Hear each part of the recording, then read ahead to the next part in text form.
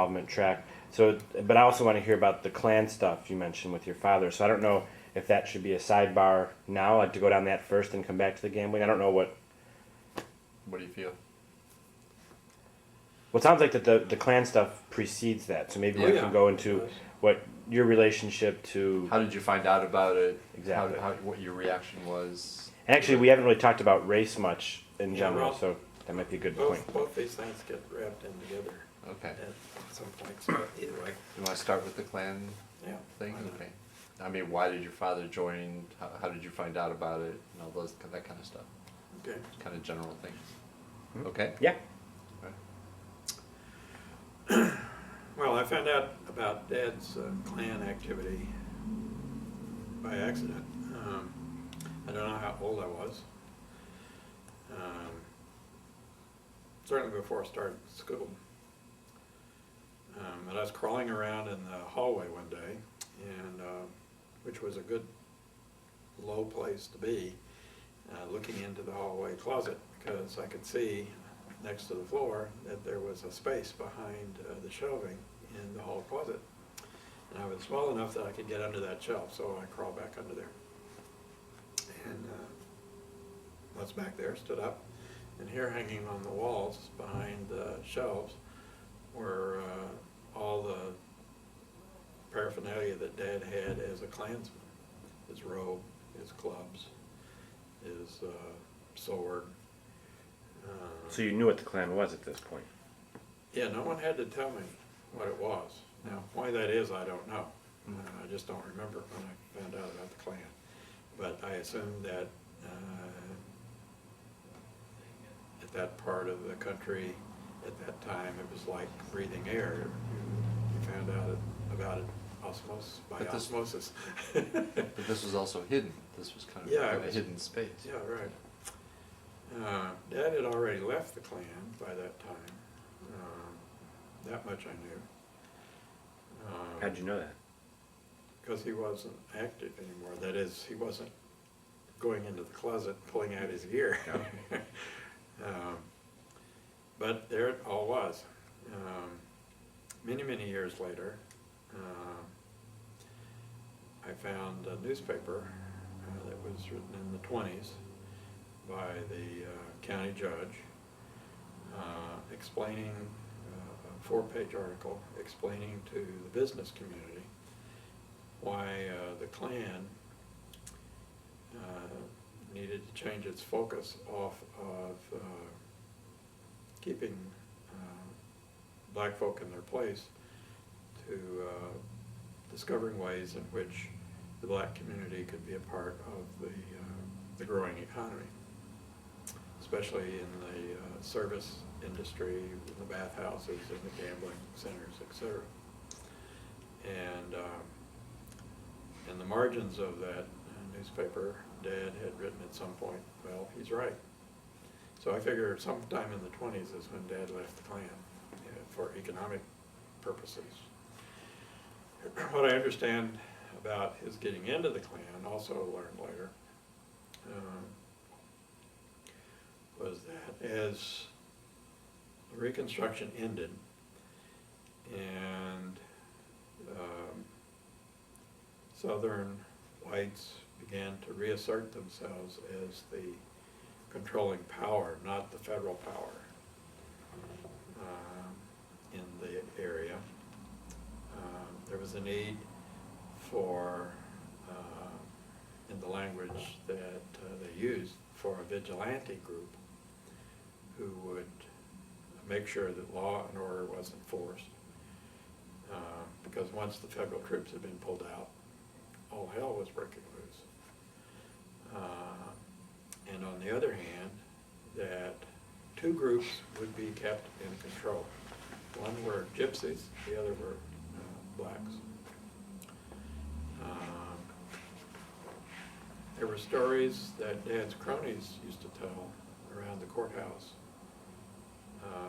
about a massacre that had occurred out at what is now known as Hot Springs Village, which is east of Hot Springs, where a group of blacks were moving through the county, and they were attacked and were mostly all wiped out. And that Dad had been a leader in that Klan group that made that attack. So Dad and I never talked about those things. One, I didn't want to know anything about them.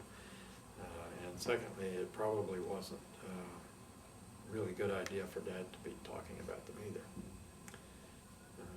Because law and order had established itself by that time, and there was a genuine legal force in place. So what was the black population around Hot Springs as you were growing up? It was probably 20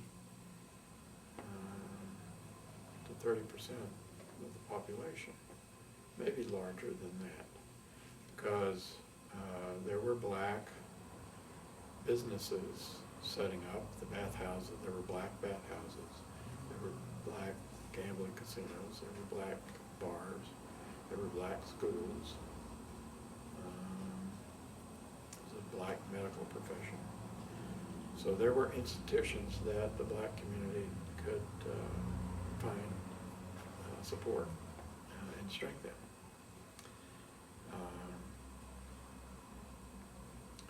But mostly they were plugged into the gambling side of things and the spa side of things, so that they were service folk. They were in charge of providing the massages and the bathhouses, seeing people through that whole process. It was like a 5 or 6 step process that lasted 2 hours, and so black people were the folk who were in charge of moving folk through that process. In the gambling, they ran the bars, they ran the cleanup crews, the cooking crews, the waitressing, the waiters thing. They did the cleaning of the hotels. They were the crews that made everything work. So outside of the Klan knowledge, was there any other family interaction with the black population that you're aware of, that when you were young? Yeah. Once Dad was able to come up with the loot to pay for it. We had a woman who did the housework for Mom. And we had a man who did the outside lawn work for Dad. Molly Jones was the woman's name, and Mr. Jones, I don't remember his first name, but we always called him Mr. Jones. He developed tuberculosis at some point, and they were close enough to the family that Dad paid for his medical expenses. Got him into the TB sanatorium, paid all of his expenses. He was there for about 6 months or so, whatever the cure required, and then gave him a job when he got back.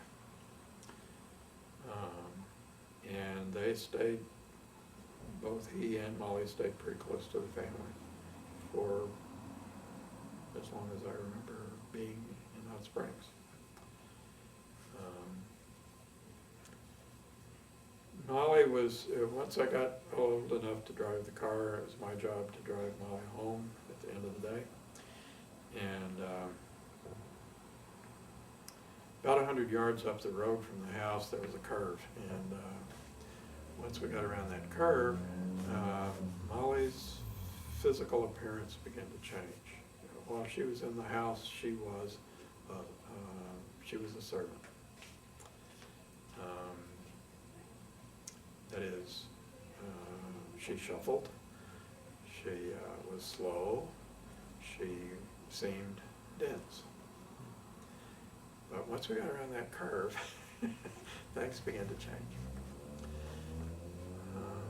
I suppose I was maybe 16, had to be 16 in order to drive. So I was probably 16 or 17. When I got her home, on this one occasion, she said, "Come on into the house." So we went in. I went into the house, went into the kitchen. She set me down at the kitchen table, gave me some milk and some cookies and a copy of W.B. Du Bois' book, Soul of Black Folk. And we started talking about that book. So that was, I don't remember what year it was that Truman had integrated the armed forces.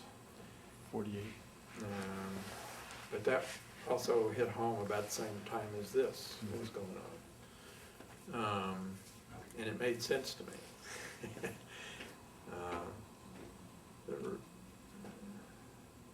The race issue had been settled in a sense in Arkansas when the University of Arkansas opened its doors to application by blacks.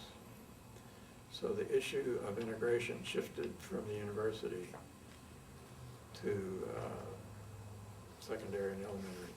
But that was later. It was almost simultaneous. Oh, really? But people began to talk about the integration of schools. Right. Yeah, Right it away. didn't- No, but that was later chronologically than where we were just at.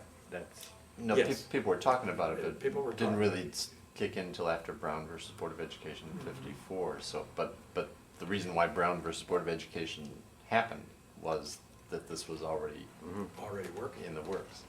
I forget what year that court case went to the original local court. case. So, but it had to be earlier than 1957. Right. So,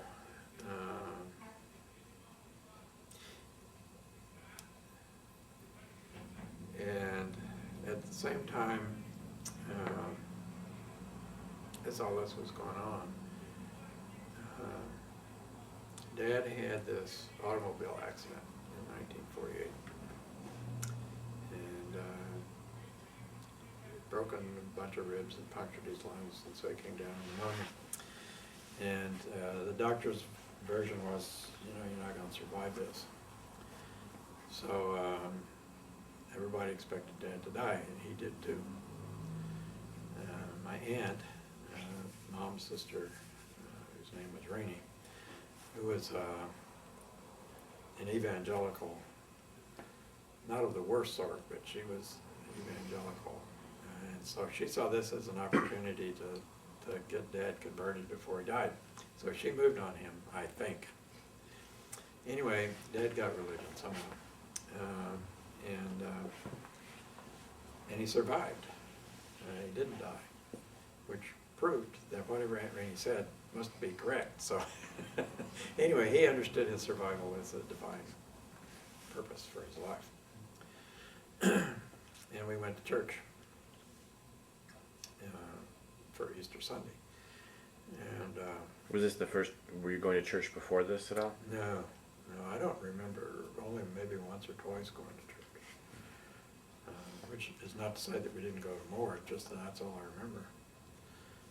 But we were at church, and I was sitting in between Mom and Dad, and the sermon had been delivered, and the invitation to join the church had been given, and we were singing a hymn.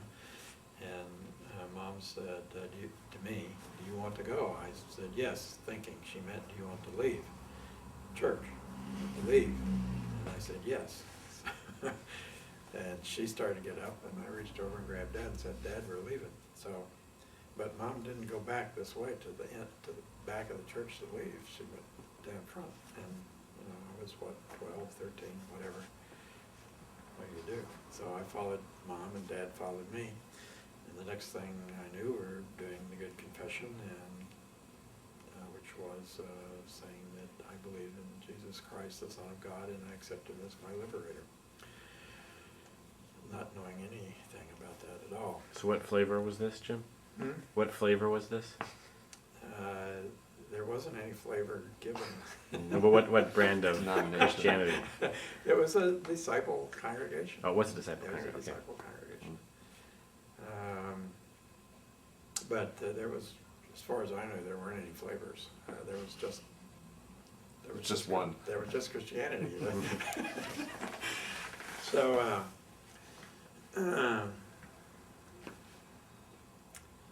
that, and the baptism was to take place the next week. Because Anabaptists, the preacher came out of the Anabaptist tradition. And the Anabaptists, to be baptized meant you had come to a crossroad in your life, and you had to make a decision. And if you didn't decide if the decision was not to be a disciple of Jesus, then you were not to be baptized. But if you were going to make that decision, then baptism was not a sacrament, it was the next logical step.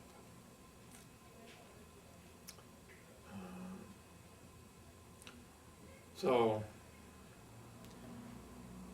yeah, by this time I was already wrapped into being a runner for the 8th grade history teacher, taking bets to the central book.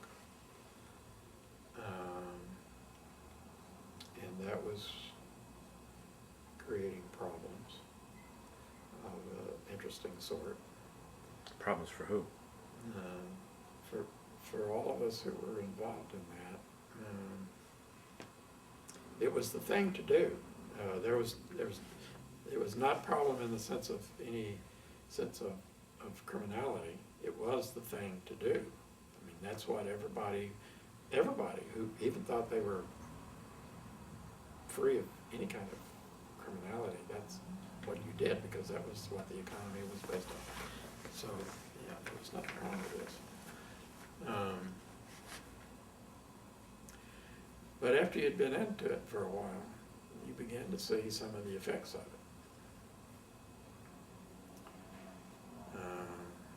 Wait, gambling or religion? Gambling. Yeah.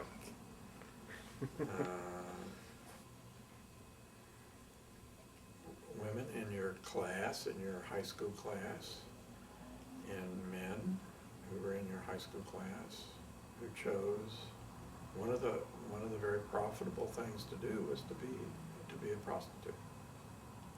And you could see what that meant in real people. A part of the gambling deal was a lot of drugs had to flow, because people needed to feel good about losing a lot of money and had to be willing to lose more. So drugs were essential to gambling. And after a while, you begin to see what happened to people who not only were addicted to gambling, but who were addicted to heroin. And it was not a pretty picture. So that was the problem it created for me. This was nothing wrong in this, but it was a shameful thing to do. Where did the shame come from, if there was nothing wrong in it? Well, I used in it's hard to talk about that because in our language, guilt and shame are so close. Mm-hmm. So I used this is the only analogy I can figure out to help get at that. It's like if you lived in a primitive society, or you were a part of a primitive society and you moved into a non-primitive society in which everybody wore shoes, and you had to live in that society, and you first appeared in public without shoes, you would be ashamed. So in the gambling, who was ashamed? I was ashamed. You were ashamed. Because I knew. But not at first, but after a period of time. No, As you I was learned more about already. it. I was already aware of what was happening to people. Okay. But you were beginning to see this more. Yes, Yeah. it was the thing to be doing, Right. but I could see. But it what had was- But it consequences. had consequences. Right, okay. And those consequences were not good. So, while I was not doing anything wrong, I was certainly involved in legal lawlessness. I was involved in systemic violence in a very explicit way. So the good confession, I mean, wow.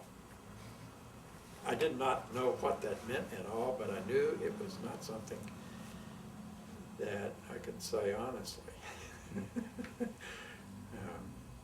So when I got to school on Monday, the crowd, my gang, So you're about 13 or so at Yeah. this point. my gang was not happy with, I must have been acting very peculiar. I don't know what that action was, but they spotted something. So at the lunch hour, we all always had lunch together. And so they wanted to know what the hell was going on, and so we talked about it. And the solution was, that is, it was a group decision. We're in enough difficulty as it is. We've got people who spotted us doing this running business. The school authorities are beginning to note that we disappear every day for a while, and we sure don't need problems from the home front. So this is something we have to do. You're going to be baptized next Sunday, whether we know what it is or not. The parents. Sounds like a democratic centralist decision. The parents know what is going on, and they're going down this road, so they're wiser than we are, so let's follow their lead for a while, so that's what we did.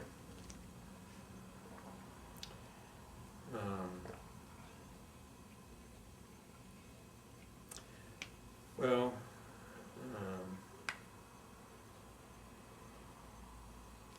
Dad gave me a Bible a few days later, a few weeks later, I don't remember which. And he wanted to strike a deal, which we would read the thing regularly, which meant every day. 2 chapters in the New Testament, 2 chapters in Hebrew Scripture, 2 chapters out of the Psalms, 2 chapters out of the Proverbs. And that meant that every year you had read the New Testament 5 times and the Hebrew Scriptures once. And every Saturday we would have a discussion about all this. Just you and Dad, or you and Mom and Dad? Yeah, well, Mom would join in from time to time. But basically it was a man thing, male thing. So, but Dad had his way of reading it, and I had my way of reading it.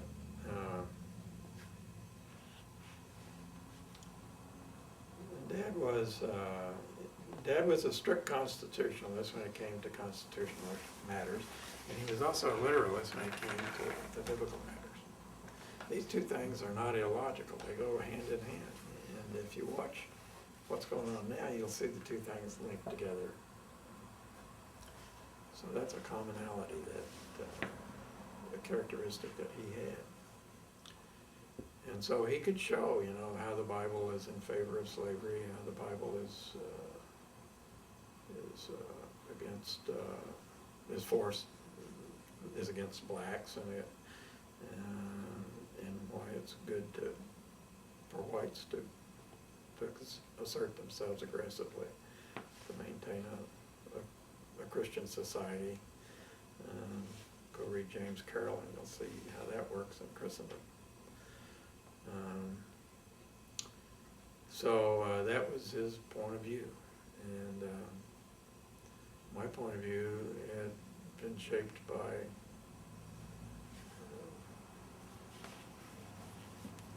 the gambling situation. That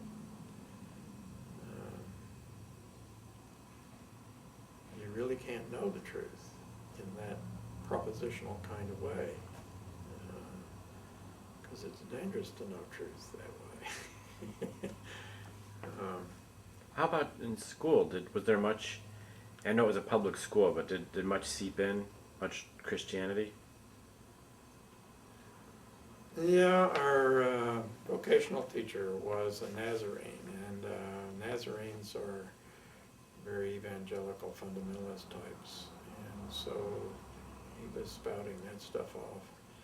Although it was no longer the thing to do to have Bible reading in classes or to have prayer. Those things were no longer, it wasn't against the law at that time to do those things, but Just kind of fell away. It fell off after the war. I mean, it was necessary during the war, but not after the war. So there was no teaching of creation myths and stuff like that at all? Yeah. So science classes were not, obviously, were not affected by this? No, the school. But were there class prayers, or was there like? Okay. No. The school was very progressive. We were learning evolutionary stuff, and Darwin was read, and biology was being taught, and all of the stuff that. So the upside down bowl had been cracked. Huh? Yeah, yeah. And I don't think anybody realized. I certainly didn't realize it. I mean, I wouldn't have used those words. Right. But that's the way. That was the picture that came to mind. That was happening. Mm-hmm. So in some ways, the baptism and you and Dad afterwards, that was unique. It wasn't really being pushed at you at school. No. I mean, it may have been there a little bit, but it wasn't something that was there all the time. Well, your dad was kind of paying back, right, for having survived this Dad was near-death experience, right? He was wrestling with, I'm supposed to be living for some purpose, and I suppose indoctrinating my kid is part of that purpose. And he was trying. Yeah. But the educational, the pedagogical technique that he had chosen was not working. What was working for him, which he did not know, was the way he was beginning to wrestle with the gambling thing himself. Part of the difficulty he was facing in was that in order to do business in this system, you had to pay the mob insurance money in order to open doors for your business, even to stay in business. So he was having to pay whatever other business person was paying on a monthly basis. For the car stuff.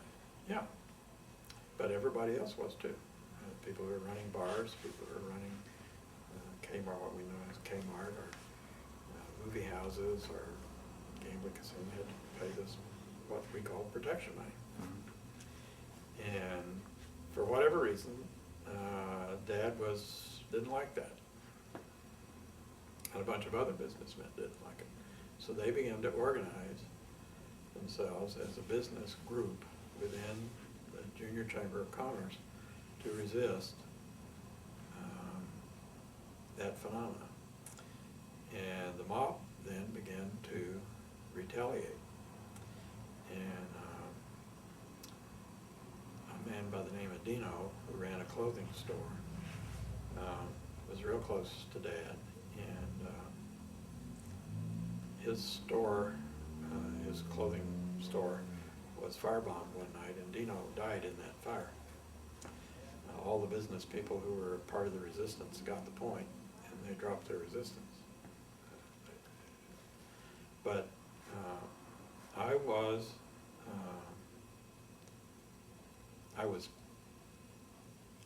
can't say that I was proud, but I was pleased that Dad was doing that. I guess I can't say I was proud because I didn't think he ought to die for it either. So,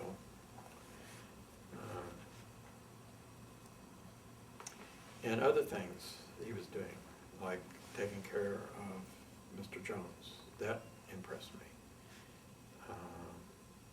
Taking care of Molly when Jones was off to the sanitarium was impressive.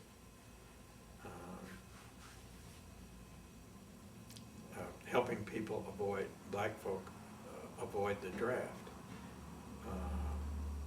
was sort of pleasing. I mean, Dad was doing a lot of things. How was he doing that?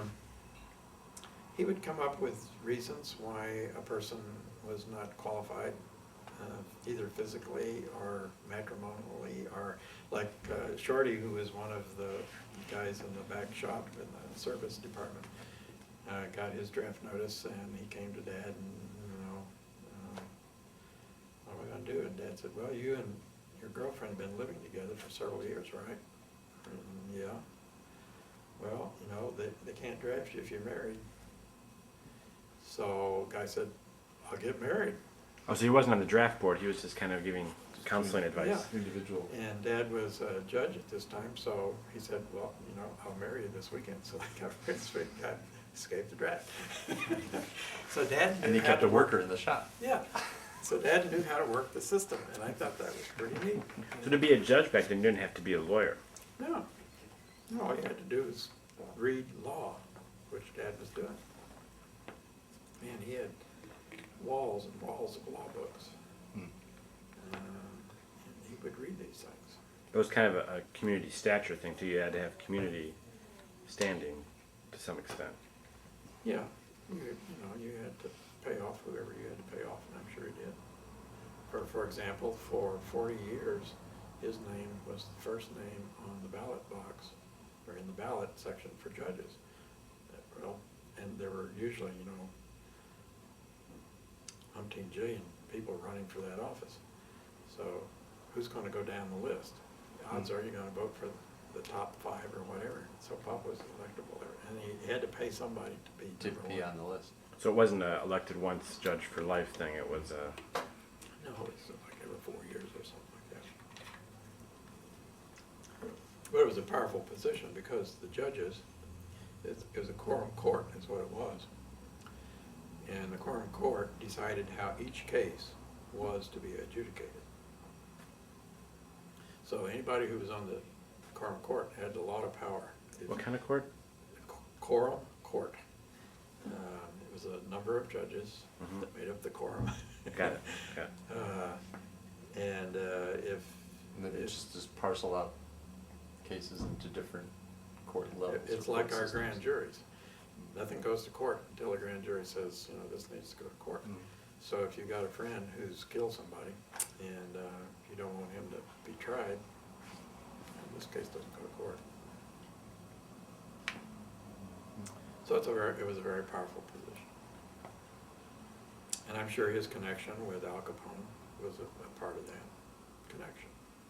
Ernie Madden, who was a member of the church that Dad had joined, was a connection.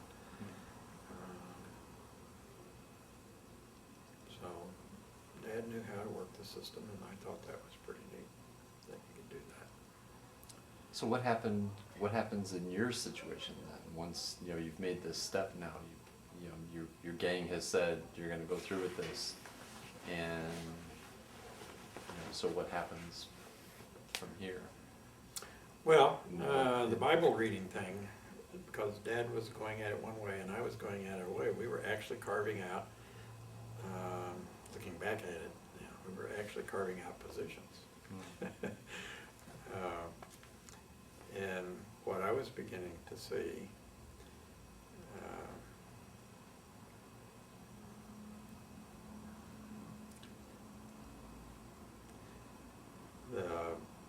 I'm trying to figure out what the Roman Catholic connection is to this. Translating to me and Joe. The phrase in Latin, extra nos, outside of us, pro nobis, for us, in nobis, in us, is a phrase that is used when Roman Catholics talk about the sacraments. Now, disciples don't have sacraments. But the Anabaptists have a sort of a connecting link to that. It's the sacrament. If there's a sacrament, it's not in those things like the Eucharist or baptism or extreme unction and all those things. It's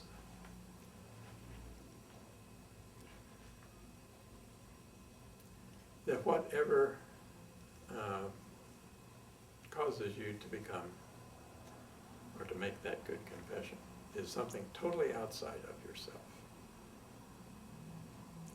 That is, you have, I did not plan that event. I was sitting there minding my own business, having my own thoughts when Mom looked over to me and said, "Do you want to leave?" And I understood that quite literally to mean we're going home and we're going to leave this place. But what happens? I'm down making a good confession. That's totally outside myself. I cannot claim any merit for that. There's no positive action on your part. That's right. Okay. It's not even an action. Yeah, well, you were following your mom. I was following my mom. And it's clear that the shame factor, it plays a big part in it. And so that outside myself thing is playing to that. So it's making me aware that this is a good thing. The shame I'm feeling is good for you. It's for us. So I have a meeting with the gang the next morning, and it's clear that there's a solidarity factor here. It truly is for us. I mean, it bothers the gang as much as it does me. And it works its effect in us. So that's what began to formulate in my mind as Dad and I had these biblical discussions. Somehow you were being pulled in this Or pushed. direction, or pushed. Yeah, something. Yeah. Now, what the psychological interpretation of all that would be, I don't know. I'm sure there is one.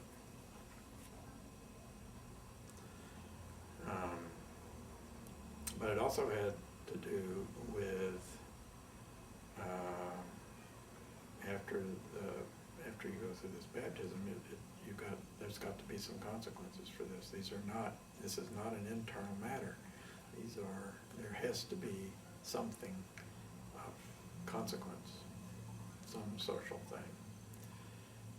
And the thing that I was beginning to pick up on was the integration issue. About that time, another individual steps into the picture, Hayes Webster, who becomes the new pastor of the church. And he had been a major in the Army during World War II. He was all for the integration of the military. He was for the integration of schools. And so he began to pester several of us who he had conned into being on his basketball team. Why aren't you guys talking about this at school?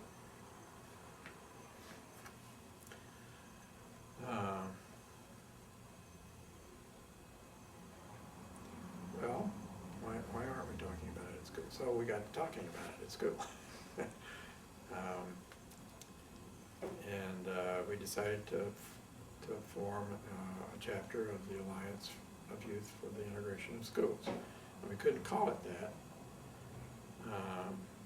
but the local YMCA had a program that was similar to that called the Y-Teen Group for the Integration of Schools. So we adopted the Y-Teen motif and formed a chapter at the school.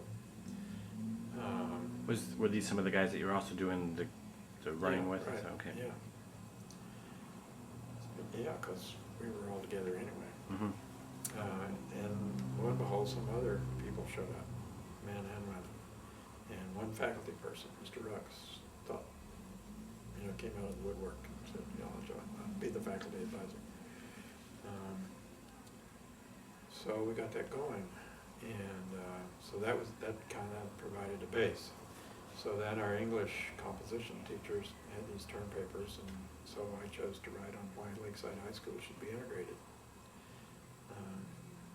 Wrote it and got an F for it and got expelled for it. So And this would have been your junior year or sophomore year? I think the sophomore year.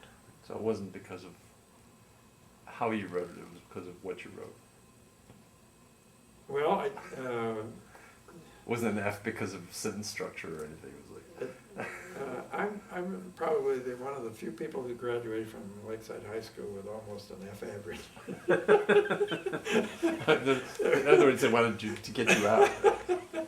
Yeah, I'm sure that was part of the reason. Because I was doing too many things to worry about grades, and I wasn't, Okay. I wasn't worried. But the topic certainly didn't help. So, Hold on, wait 1 second. Okay. so all this stuff gets wrapped in together, and about a week later, Mom and Dad began to receive this stuff in the mail about anti-communism and how communism is taking over the U.S. And one of the places it's taking over, one of the major institutions that's taking over, the public schools, and it's taking it over in the public schools because of the integration issue.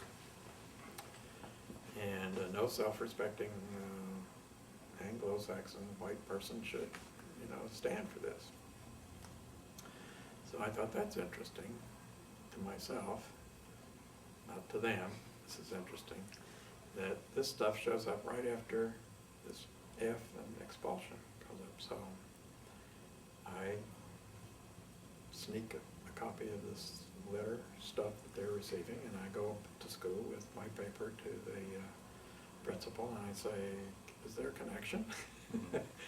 And so he looks over the paper and says, "Well, it's certainly not a great paper, but it's not an F paper. I will look into it." So he looked into it. And the reason I got the F was the content of the paper. The teacher was disciplined, and I was reinstated. So, and we were able to keep the Y team thing going, and we got some more following going. And as a result, I should have brought that with me. The pastor at First Church was also head of the local ministerial alliance, and because we were able to pull this thing off at the school, I got the young youth award from the ministerial alliance, which was a copy of the new RSV Bible, Revised Standard Version Bible, as an award. And unfortunately, it was printed on a red cover. So the newspaper came out the following morning. Student receives a communist Bible for talking about the integration of school and blah, blah, blah. So. Not quite the little red book, but. Yeah, no. But the RSV was defamed by all the right-wing fundamentalists as a communist book. Mm. The King James Version is the real holy book, as far as they're concerned. What was the other one? What's the? The Revised The Standard. Revised Standard Oh, Version. okay. So it was obvious to everybody in that county, that it was a communist book. And the communist pastors group.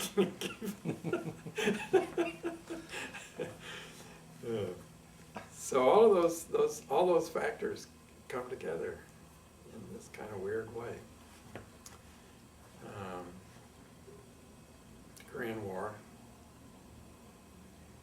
Well, then the Russians joined the Atomic Club, and so the Cold War got going in a big way.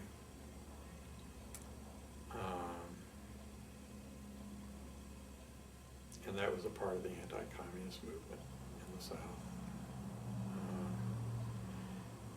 First Church was a member of a denomination that was one of the founding charter groups of the World Council of Churches.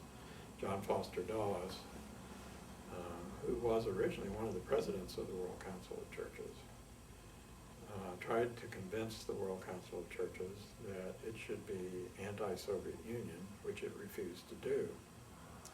So from his point of view, it became a communist front also. So all of that was going on. And I was pretty certain that Reverend Hayes was not a communist. I knew, I had never seen a communist, so I couldn't possibly be one. And I didn't see that the integration of the schools had anything to do with communism.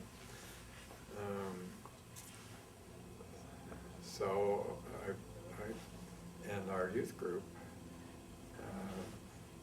a bunch of us went off to the summer conferences, and Harvey Lord, who you both have met, was just back from the Philippines. He was a missionary at that time, just back from the Philippines. And he was teaching a course on the Bible and social justice. So you met him all the way back then? Summer conference, yeah. Wow. And so that course was the first time that I saw linkages being formed between the Good Confession, social justice, and the communist, anti-communist Cold War stuff.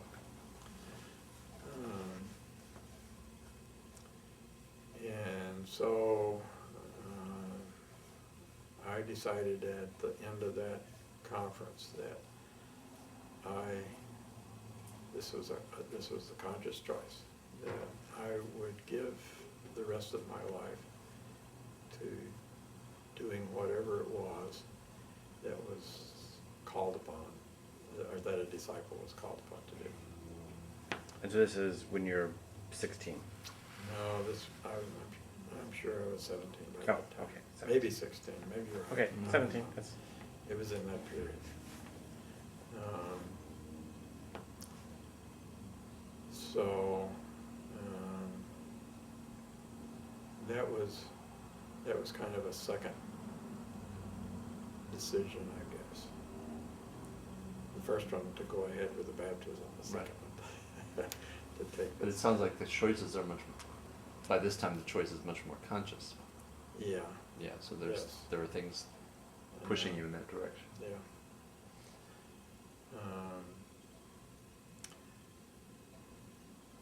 Seven of us had started, we'd gone, I don't remember the year, but we had gone to see this movie by Richard Widmark, in which Richard Widmark appeared, called Frogman. Oh, yeah. I And remember that. we Frogman? came out of that movie, Yeah. oh, this we gotta do. So we jumped in the car and we went to Little Rock and bought our first scuba gear. And rushed back to Hot Springs, went out to the lake, put it on, and wet hunted. Of course, we could have all drowned because none of us knew how to work the damn stuff. We were actually very fortunate. And as FL, Marieta's husband, had learned, because of a punishment he received during the war, he was put in the SEALs, in the Marine SEALs, and was trained by Jacques Cousteau. So he became our teacher in scuba diving. And we decided, this is good stuff, we can make money doing this. Because people are always losing stuff out here at the lake, we can find it, we'll make big bucks. Well, the Korean War started, and Arkansas thought, universal military training would be really great because the military has been drawn down. And we got to figure out ways of getting new blood into the military. So universal military training is the way to go. And Arkansas thought that was wonderful. So in the junior year, we found ourselves having to choose what military branch we were going to join up in. And we all knew that this meant we were going to Korea when we graduated. It would keep us out of the draft until graduation, but after graduation, it was another story. Well, the Chinese had not come into the war at that time. So anyway, us seven, what are we going to do? My uncle was the commandant of the local Marine Reserve unit. And I thought to myself, we could pass as a SEAL group if some reserve unit would take us up. So I presented the idea to the group and they said, let's do it. So we went down to see Uncle Glenn. He thought it was a great idea, so we became Marine cadets as a SEAL team. And we had a great time. It It was a fun thing to have done at that age. As graduation began to loom, and once the Chinese came into the battle, things changed. The 45th Division, which was a National Guard unit, had been almost decimated in World War I, so they got foisted off into the National Guard, never to be a combat unit again. But desperate times call for desperate measures, so the 45th got called up as the stopgap for the invasion of the Chinese. A lot of the kids had fallen into the clutches of our band director, who was a member of the 45th, and who was also the director of our band. So he conned them into joining the 45th and being a part of the 45th band. And the 45th band was one of the first units thrown into Korea. So all those guys Waving their instruments. waving their instruments went off the curve. So that changed the picture pretty drastically. What changed is that they got sent. That's what. That we knew that anybody could go now. It was much more intense now. Yeah, it was much more intense. And several of the people, I don't know the story about how all this happened, but what I remember of the outline of it as it came back was that a guy by the name of Frank Fox, who was a part of our class, not a part of my group, but a part of the class, had been one of those sent off. Frank was a snare drummer.